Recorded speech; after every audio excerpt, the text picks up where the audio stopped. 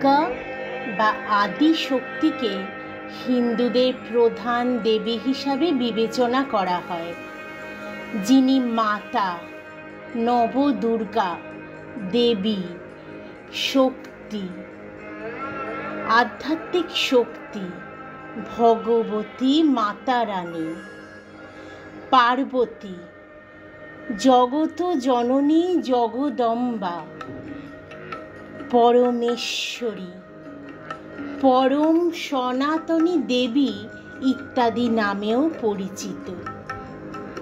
তিনি শাক্ত সম্প্রদায়ের প্রধান দেবী। দুর্গাকে আদি শক্তি, পরম ভগবতী, পরম ব্রহ্ম হিসাবে বর্ণনা করা হয়েছে। তিনি অন্ধকার এবং অজ্ঞতার রাক্ষসদের হাত থেকে রক্ষাকারী, প্রেমময়, পরিত্রাণ প্রদানকারী এবং হিতৈষী। বিশ্বাস করা হয় যে তিনি শান্তি, সমৃদ্ধি এবং ধর্ম আক্রমণকারী রাক্ষসী শক্তিগুলোকে ধ্বংস করেন। দুর্গাকে সিংহের উপর আরোহী দেবী হিসাবে চিত্রিত করা হয়েছে। তিনি কোথাও দশভুজা, কোথাও আবার অষ্টভুজা। প্রতিটি বাহুতে তার আছে একটি করে অস্ত্র। তিনি মহিষাসুর অর্থাৎ মহিষ এবং অসুর, যে মহিষের মতো রাক্ষস নামক এই রাক্ষসকে বধ করেছিলেন। যে জ্যোতির্লিঙ্গগুলিতে দেবী দুর্গা বিরাজ করেন সেগুলিকে সিদ্ধপীঠ বলা হয়।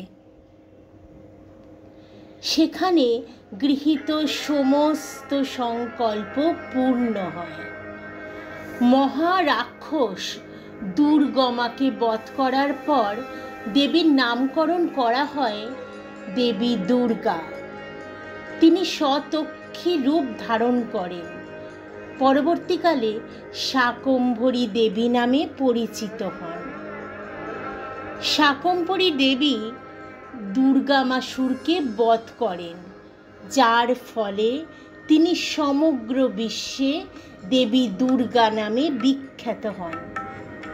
ভারতে দেবীর উদ্দেশ্যে নিবেদিত অসংখ্য মন্দির রয়েছে, কিন্তু মহিষাসুর মর্দিনী শক্তিপীঠও আছে এবং কিছু কামাখ্যা দেবী নামে পরিচিত। এই একই দেবী কলকাতায় মহাকালী নামে পরিচিত এবং সাহারানপুরের প্রাচীন শক্তিপীঠে শাকম্ভরী দেবী নামে পূজিত হন।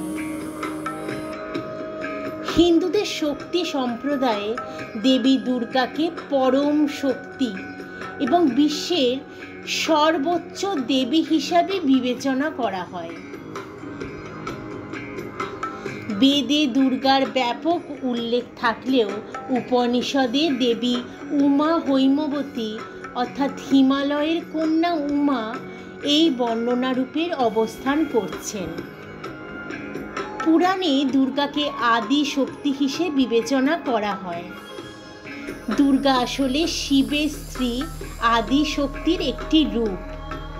শিবের এই পরম শক্তিকে আদি প্রকৃতি, সদাচারী মায়া, বুদ্ধি জননী এবং ত্রুটি মুক্ত হিসেবে বর্ণনা করা হয়েছে। দেবী দুর্গা নিজের অনেক রূপ অর্থাৎ সাবিত্রী, লক্ষ্মী এবং পার্বতী ছাড়াও তার প্রধান রূপ হল গৌরী, যার অর্থ শান্তিপূর্ণ, সুন্দর এবং সুন্দর। তার সবচেয়ে ভয়ঙ্কর রূপ হল কালী অর্থাৎ কালো রূপ। কালী যার অর্থ অন্ধকার। ভারত ও নেপালের অনেক মন্দির এবং তীর্থস্থানে বিভিন্ন রূপে দুর্গার পুজো করা হয়। দেবী দুর্গা সিংহের ওপর অধিষ্ঠিত আছেন।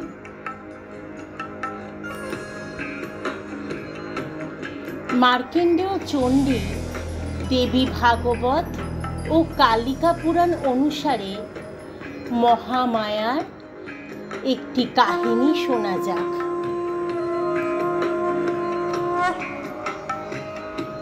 অসুর কুলপতি দানুর বংশধর ছিলেন অসুররাজ রম্ভাসুর। একদিন রম্ভাসুর গভীর অরণ্যের ভিতর দিয়ে যাওয়ার সময় এক স্ত্রী মহিষের দেখা পেয়েছিলেন।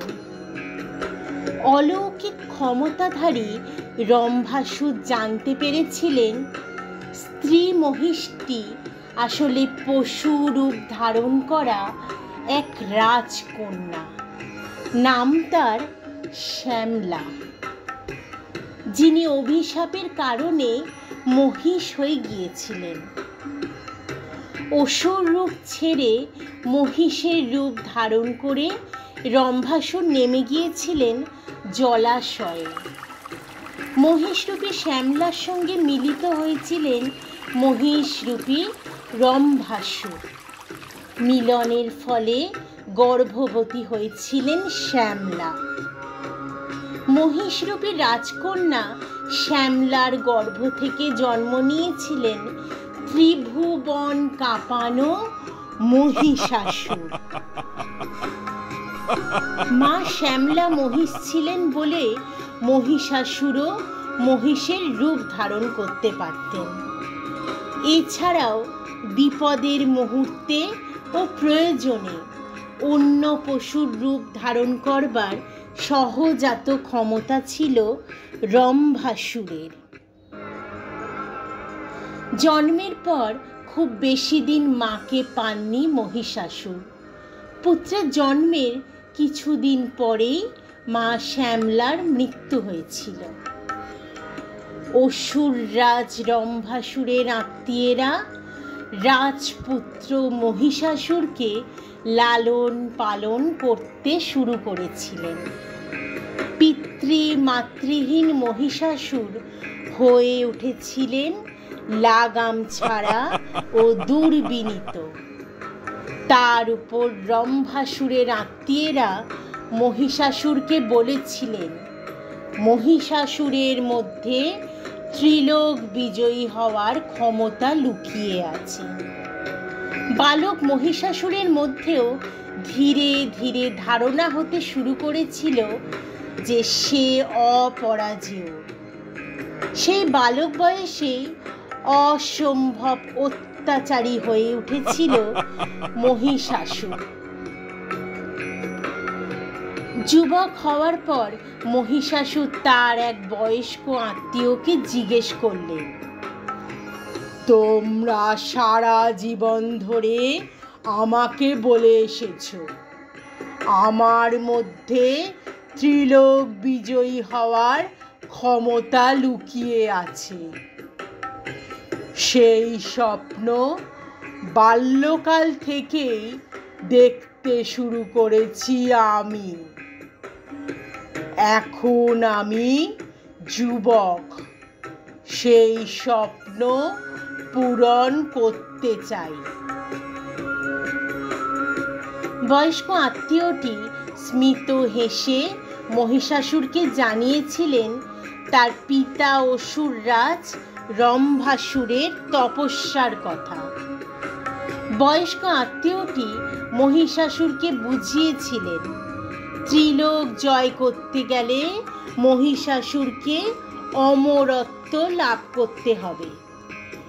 এর জন্য প্রজাপতি ব্রহ্মার আরাধনা করতে হবে।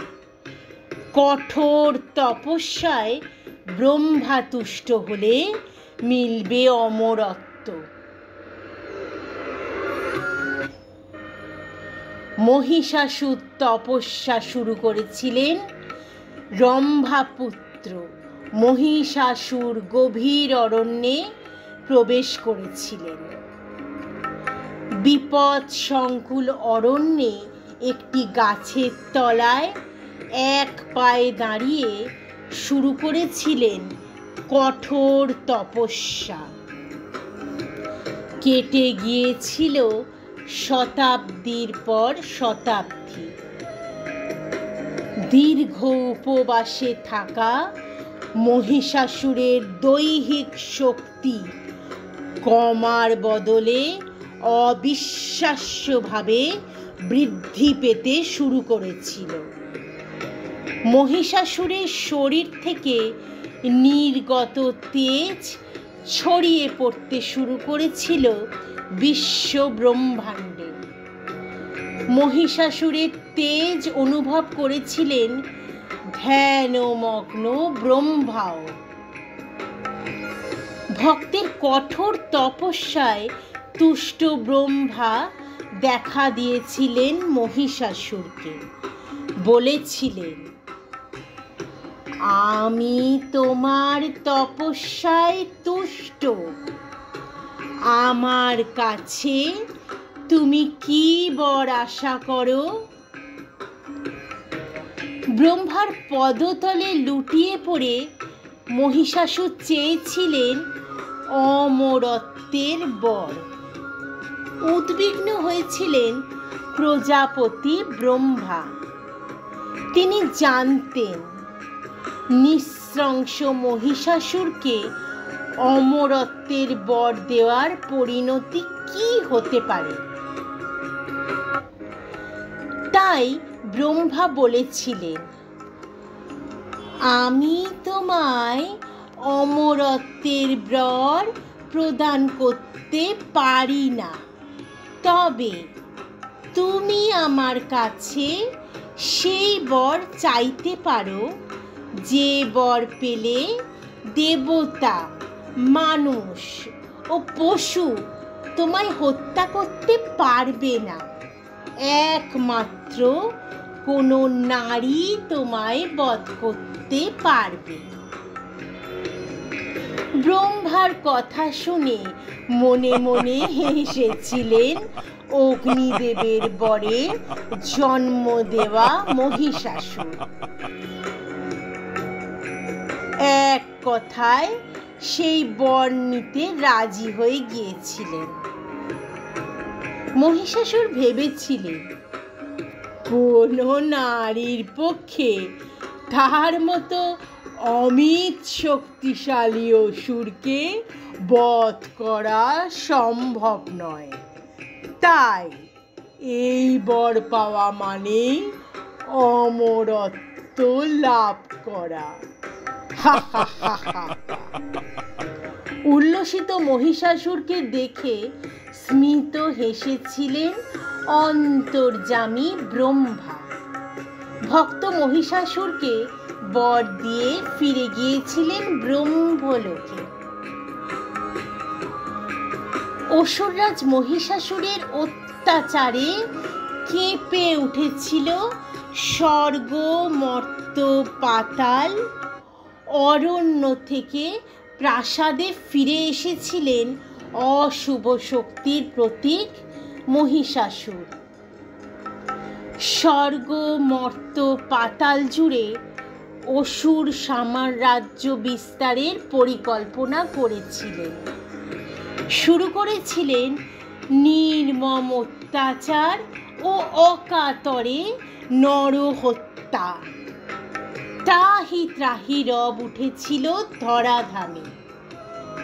অগ্নি ও ব্রহ্মার বরে বলিয়ান মহিষাসুরের হাত থেকে পরিত্রাণ পাননি সাধু সন্তরাও। কালিকা পুরাণ থেকে জানা যায়, একদিন মহিষাসুর লাস্যময়ী রমণীর রূপ ধরে প্রবেশ করেছিলেন ঋষি কাত্যায়নের যজ্ঞস্থলে। ঋষি কাত্যায়নের এক শিষ্যকে যৌন আবেদনে বশ করে যজ্ঞের জন্য রাখা সকল খাদ্য বস্তু ভক্ষণ করে নিয়েছিলেন। ঋষি কাত্যায়ন চিনে ফেলেছিলেন নারীরূপী মহিষাসুরকে। ক্রোধে উন্মত্ত হয়ে বলেছিলেন, পাপিষ্ঠ, নারীর ভেগ ধরে আমার শিষ্যের মন কলুষিত করেছিস। আমি অভিশাপ দিলাম, তোর মৃত্যুরও কারণ হবে এক নারী। ঋষি কাত্যায়নের কথা শুনে বিশ্ব কাঁপিয়ে হেসেছিলেন মহিষাসুর। হা হা হা হা। জন্ম নিয়েছিলেন দেবী কাত্যায়নী। এরপর দুরাচারী মহিষাসুর মর্ত্যকে রক্ত সাগরে ভাসিয়ে যুদ্ধে দেবতাদের শোচনীয়ভাবে পরাজিত করে দখল করে নিয়েছিলেন স্বর্গ। ভীত সন্ত্রস্ত দেবতারা গিয়েছিলেন শ্রী বিষ্ণুর কাছে। বৈকুণ্ঠধামে পৌঁছে দেবতারা দেখেছিলেন দেবাদিদেব মহাদেবের সঙ্গে আলোচনারত শ্রী বিষ্ণুকে। পাশে বসেছিলেন দেবী পার্বতী ও দেবী লক্ষ্মী। মহাদেব ও শ্রী বিষ্ণুকে মহিষাসুরের ভয়াবহ অত্যাচার ও স্বর্গ দখলের কথা জানিয়েছিলেন দেবরাজ ইন্দ্র। ইন্দ্রের কথা শেষ হওয়া মাত্র সারা বৈকুণ্ঠ জুড়ে ভাসতে শুরু করেছিল সুরেলা অথচ কঠোর এক নারীর কণ্ঠ। আমার প্রিয় পুত্র কন্যাগণ, প্রজাপতি ব্রহ্মার বরে মহিষাসুর অপরাজেয়। তাই অশুভ শক্তিকে বিনাশের জন্য একই দেহে বিলীন হয়ে যাবেন 3 দেবী। আমি পুনরায় জন্ম নেব এক রণরঙ্গিনী দেবী রূপে। সকল দেবতার সর্বপ্রকার তেজ একত্রিত হয়ে সৃষ্টি হবে মহাশক্তি। এই মহাশক্তি পুঞ্জ প্রবেশ করবে আমার শরীরে। তোমরা তোমাদের অস্ত্রে আমার এই দেবীকে প্রদান করো। আমি বিনাশ করব মহিষাসুরকে।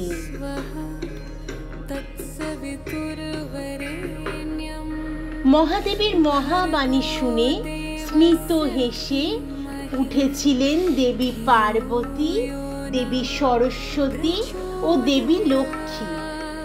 ব্রহ্মা, বিষ্ণু, মহেশ্বর ও বাকি দেবতাদের দেহ থেকে নির্গত হয়েছিল চোখ ধাঁধানো তেজরাশি। ঋষি কাত্যায়নের আশ্রমে মহাদেবীর 3 অবতার পার্বতী, সরস্বতী ও লক্ষ্মী এক নব কলেবরে বিলীন হয়ে গিয়েছিলেন। সেই নব কলেবরে প্রবেশ করেছিল দেবকুলের তেজপুঞ্জ। আবির্ভূতা হয়েছিলেন দেবী কাত্যায়নী, যার শরীর থেকে একই সঙ্গে প্রকাশিত হয়েছিল বিনাশের ভয়াবহতা ও সীমাহীন লাবণ্য।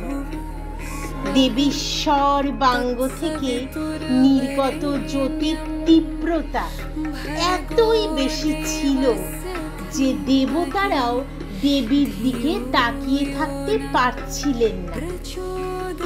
মহাদেবের মতোই সুরেলা ও কঠোর কণ্ঠে নিজের পরিচয় দিয়েছিলেন দেবী। আমি ঋষি কাত্যায়নের কন্যা দেবী কাত্যায়নী। আমি মহাদেবীর অবতার রূপে অশুভকে বিনাশ করবার জন্য জন্ম নিয়েছি। উপস্থিত দেবতারা সাষ্টাঙ্গে দেবী কাত্যায়নীকে প্রণাম জানিয়েছিলেন। তারপর মহাদেবীর কথা মতো তারা দেবীকে রণসাজে সজ্জিত করেছিলেন। তাদের অস্ত্র দিয়েছিলেন। দেবী দুর্গার হাতে শ্রী বিষ্ণু তুলে দিয়েছিলেন 108টি ধারযুক্ত শানিত সুদর্শন চক্র। ব্রহ্মা দিয়েছিলেন কমণ্ডলু, অক্ষমালা ও পদ্ম। মহাদেব তুলে দিয়েছিলেন তার ত্রিকাল দণ্ড বা ত্রিশূল। এরপর দেবতারা একে একে তাদের অস্ত্র দিয়েছিলেন। দেবীর বাহন হিসাবে গিরিরাজ হিমালয় দিয়েছিলেন এক ভয়াল ভয়ঙ্কর সিংহ। রণহুঙ্কার দেবী দিয়েছিলেন সর্বাসুর বিনাশা। সেই রণহুঙ্কারে কেঁপে উঠেছিল ত্রিলোক।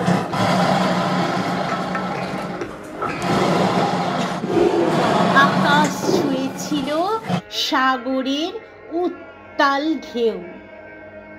প্রবল ভূমিকম্পে থর থর করে কেঁপে উঠেছিল পৃথিবী। ভয়াবহ বেগে বইতে শুরু করেছিল ধুলোর ঝড়।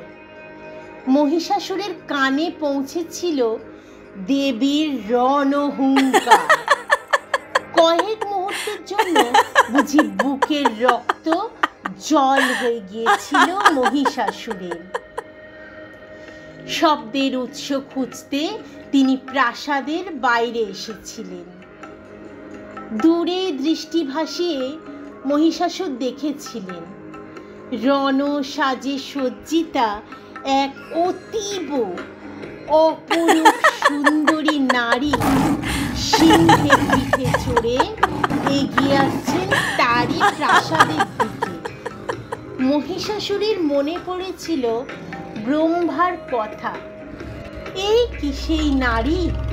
মহিষাসুরকে হত্যা করতে শেষে দেবতারা এই লাবণ্যময়ী নারীকে পাঠিয়েছেন। মহিষাসুরের কানে ভেসে উঠেছিল দেবীর বজ্র কণ্ঠ। পাপিষ্ঠ মহিষাসুর, তুমি নারীর হাতে মরতে চেয়েছিলে। আমি সেই নারী। তাচ্ছিল্যে হাসিতে ধরাধাম কাঁপিয়ে দেবীর দর্প চূর্ণ করার জন্য মহিষাসুর পাঠিয়েছিলেন অসুর বাহিনীকে। সামান্য নারীর সঙ্গে যুদ্ধ করতে চাননি মহিষাসুর, কিন্তু দেবী দশভুজা 10 হাতে অসুর বাহিনীকে ধ্বংস করেছে। একসময় সমস্ত অসুর সেনা হারিয়ে দিশেহারা ও বাকরুদ্ধ মহিষাসুর প্রতিশোধের আগুনে জ্বলতে জ্বলতে রণহুঙ্কার দিয়ে উঠেছিলেন। মহিষাসুর ধারণ করেছিলেন ভয়ঙ্কর এক মহিষের রূপ। মহিষাসুর ধারণ করেছিলেন সেই ভয়ঙ্কর মহিষের রূপে হুঙ্কার। সেই মহিষের খুরের আঘাতে উড়তে থাকা ধুলোয় অন্ধকার নেমে এসেছিল বিশ্বে। মহিষরূপী মহিষাসুর ভয়াবহ গতিতে ছুটে এসে শিং দিয়ে আক্রমণ করেছিলেন দেবী দুর্গাকে। দেবী দুর্গা মহিষের কণ্ঠ লক্ষ্য করে ফাঁস ছুঁড়েছিলেন, কিন্তু ততক্ষণে মহিষ থেকে হাতিতে পরিণত হয়ে গিয়েছিল মহিষাসুর। সুর দিয়ে সিংহের পায়ে টান মেরে দেবী দুর্গাকে মাটিতে ফেলে দিতে চেষ্টা করেছিলেন। দেবী দুর্গার খড়গ নেমে এসেছিল হাতির শুঁড়ে। রক্ত ঝরতে শুরু করেছিল হাতির শুঁড় থেকে। তখন মহিষাসুর ধরেছিলেন সিংহের রূপ। এভাবে ক্রমাগত রূপ বদলে টানা 9 দিন যুদ্ধ চালিয়েছিলেন মহিষাসুর। এসে গিয়েছিল অন্তিম মুহূর্ত, যুদ্ধের 10ম দিন। দেবীকে বিভ্রান্ত করবার জন্য দেবী দুর্গার খুব কাছে চলে এসেছিলেন মহিষরূপী মহিষাসুর। দেবী দুর্গার খড়গ নেমে এসেছিল মহিষের ঘাড়ে। শরীর থেকে বিচ্ছিন্ন হয়ে গিয়েছিল মহিষের মাথা। অসুর রূপ ধারণ করে মহিষের গলা দিয়ে বেরিয়ে আসার চেষ্টা করেছিলেন মহিষাসুর। পুনরায় রূপ বদল করার জন্য দূরে পালাবার চেষ্টা করেছিলেন, কিন্তু মহিষের গলা দিয়ে মহিষাসুরের পুরো শরীর বের করার আগেই দেবী দুর্গা ত্রিলোক কাঁপানো রণহুঙ্কার দিয়ে সিংহের পিঠ থেকে মাটিতে ঝাঁপিয়ে পড়েছিলেন, শূলবিদ্ধ করেছিলেন মহিষাসুরকে। মায়াবী মহিষাসুরের মায়া জাল ছিন্ন করে দেবী দুর্গা বধ করেছিলেন অশুভ শক্তির প্রতীক মহিষাসুরকে। মৃত্যুকালে মহিষাসুর দেবীকে বলেছিলেন, দেবীর হাতে মৃত্যুবরণ করার জন্য আমার কোনো দুঃখ নেই, কিন্তু আমার একটি অন্তিম ইচ্ছা। হে দেবী, তোমার পুজোর সময় যেন তোমার পদতলে আমার ঠাঁই হয়। মৃত্যু পথযাত্রী মহিষাসুরের অন্তিম ইচ্ছা পূরণ করেন দেবী মহিষাসুর। তিনি বলেছিলেন, আমার উগ্রচণ্ডা ভদ্রকালী দেবী দুর্গা রূপে পুজো করার সময় তুমিও দেবতা, মানুষ ও অসুরদের পূজা পাবে। পরম শান্তিতে চোখ বুজেছিলেন প্রবল পরাক্রমশালী মহিষাসুর। বসুন্ধরাকে ঘিরে ফেলা শুভ শক্তির জ্যোতির্পুঞ্জে বিলীন হয়ে গিয়েছিলেন দেবী